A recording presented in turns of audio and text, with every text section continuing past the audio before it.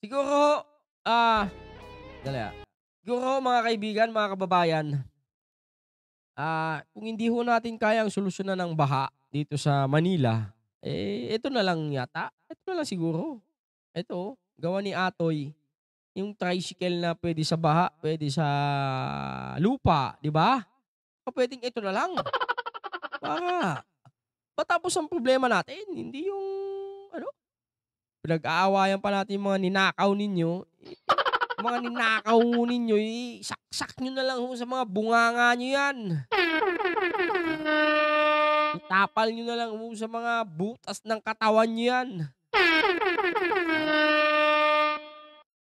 Gawin niyo na lang ho kama, ha? Gawin niyo na lang hong unan. Kung gusto niyo lutuin niyo.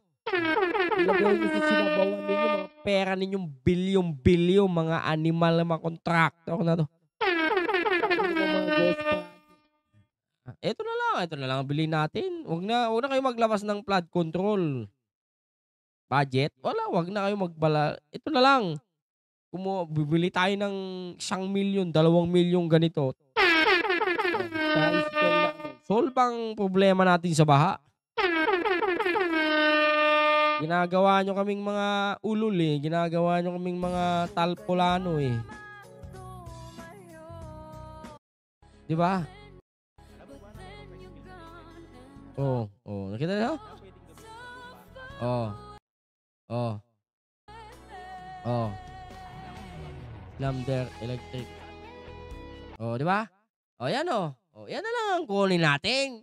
Hindi yung putang ina mga hayop kayo, nginangal niyo na yung mga pera namin, mga hindot kayo, mga talpulanong animal kayo.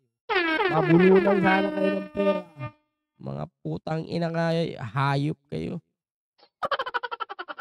Nananawagan tayo sa dalawang kapulungan ng Kongreso, ha? Ano ba yung wag na kayong o dili kaya sa DBM, sa Office of the President. Wag na tayo maglabas ng flood control, ninanakaw lang ng mga animal, 'di ba? Mga animal na government official, mga kontraktor, mga mambabatas, nagsasabuatan na yan, mga district engineer, nagsasabuatan, mga bilyonaryong mga hayop na yan.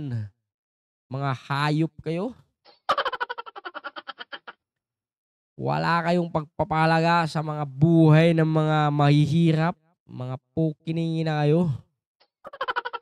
Tamaan sana kayo ng hindi ko alam kung anong puwedeng tumama sa inyo, mga animal kayo. Mga magnanakaw kayong putang biruin mo yung mga sasakyan ninyo, mga bilyon, putang ina mga hayop na 'to. Sige na, wala kayong silbi sa mundo, mga pukiningi na kayo.